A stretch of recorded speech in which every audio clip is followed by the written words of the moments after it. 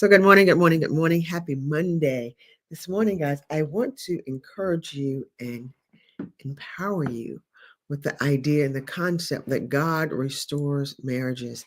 Listen, so we have finished our 6-week course, Think Your Way to a Better Marriage, with our first cohort. Let me tell you, Andre and I, first of all, we are overwhelmed with the fact that God will allow us to use all the tools and strategies that we've learned to help restore marriages.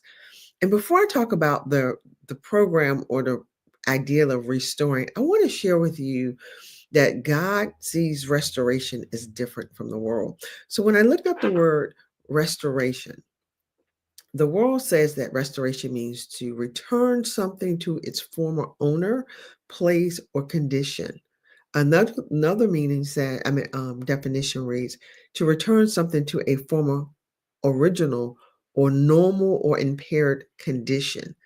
So when we think the world thinks about the restoring something, we are trying to get it back to something that it was, right? What I love about God, when He restores, he's not interested in getting back to what it was. This is how He restores. It says that biblical restoration is to receive back more than what has been lost, to the point where the final state is greater than the original state. That is what is happening in these programs. That's what's happening in these couples that's in the marriage program, that they are getting back more than they lost. And the reason I can relate to this and this touches my heart is because I remember when Andre and I was in the state where many of these couples were when they started the program 6 weeks ago, that we thought our marriage was over. And the best we could hope for is that God could heal the hurt. But what God did, not only did He heal the hurt in our marriage, He restored Andre and I to something we never seen. Like we literally, the Bible tells us that in Christ you become a new creature. God began not only to make us new individually, but then He gave us a new marriage. And so one of the things that I shared with the couples last night who were elated, like having listening to them share their testimonies about where they were when they started this program only 6 weeks ago to where they are now, the tears, the heartfelt that, God has restored, given them something new. Now, they admit this is not perfect. Caneisha, we can't do this yet every day, but you have given us, this is what they said, you guys have given us tools and strategies that we no longer live in a house where we go a month or 2 months or 3 months without talking to each other. We might go a day, we might even go two, but because of the tools and strategies, we now know we can't keep doing this. So imagine if you are the couple or the marriage where you have gone days and weeks and months in the house with someone that you care about, but you can't talk to them because you have this thought or belief that I'm going to punish them by withholding my voice because they don't hear me. They don't listen to me anyway. So why bother talking to them? And so you shut down. But here's the problem with shutting down and cutting off communication. The Bible tells us do not allow offense to happen in our hearts. When you go silent, when you're not talking to your spouse, someone is, and that someone is the enemy. I call those mind monsters. Those mind monsters get in your head and begin to tell you all kinds of negative things about you and your spouse and about marriage.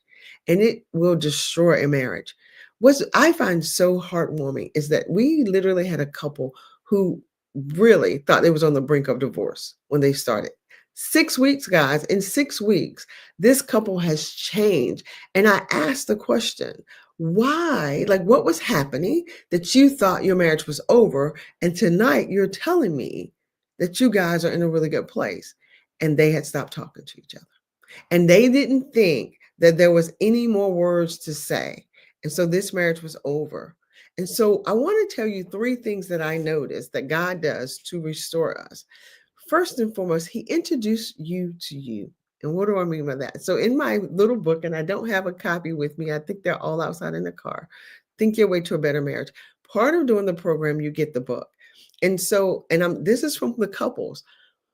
That book, what it does is it make you self-reflect. right? It makes you begin to think about, who am I in this marriage? Who is my spouse married to? And so over and over again, the couples in the marriage, I mean in the group, were saying, wow, I really had to look at me. This is my first time really thinking about like how I show up in the marriage.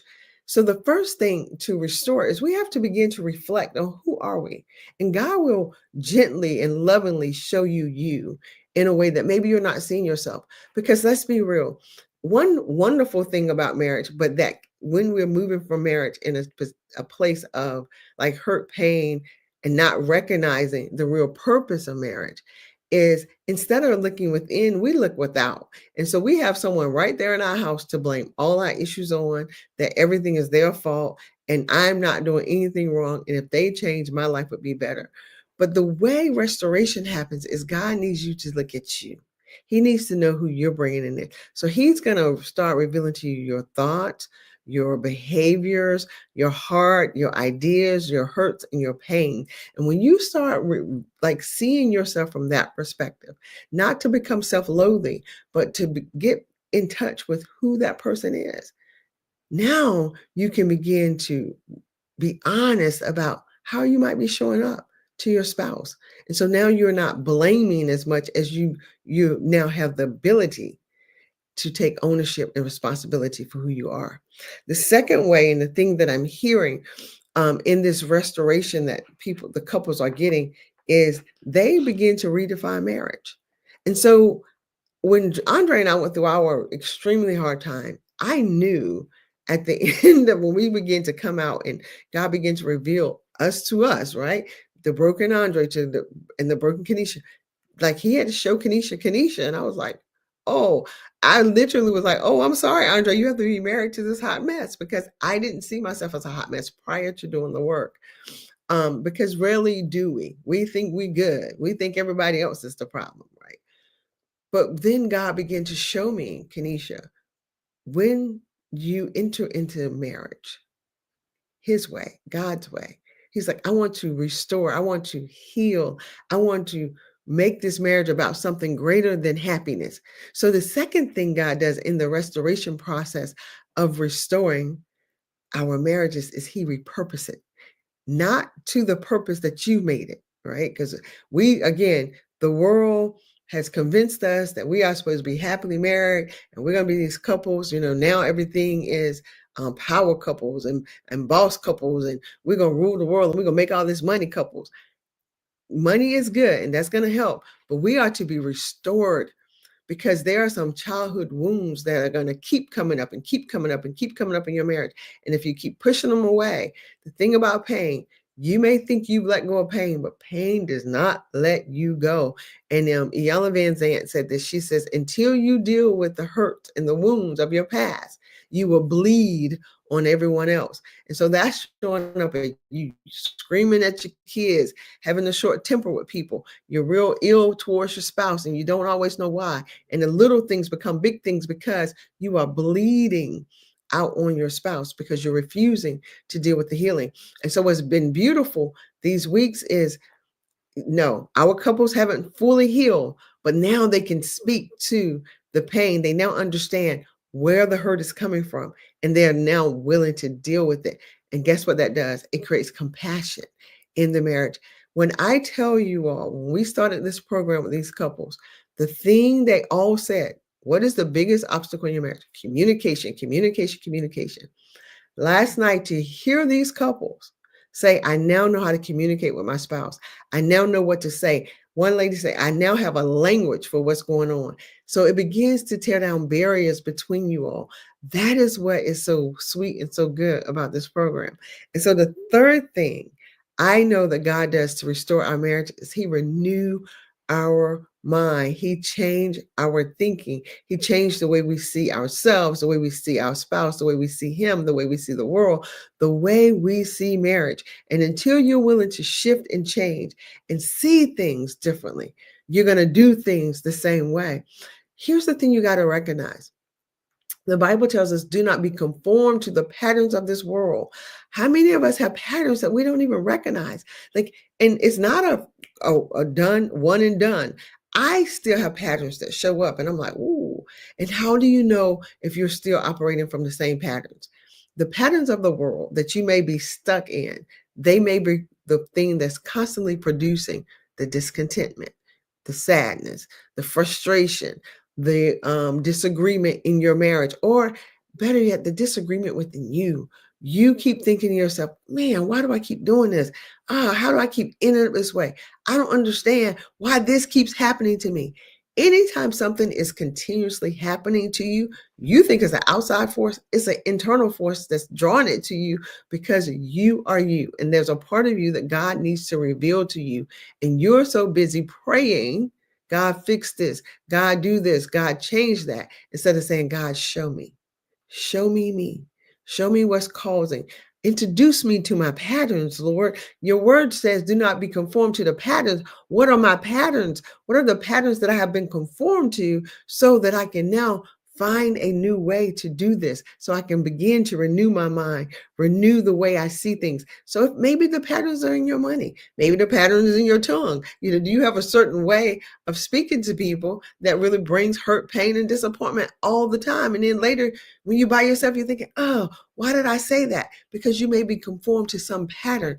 Maybe you talk the way your mom talked, your dad talked. You have this way with your tongue where nobody's going to hurt you.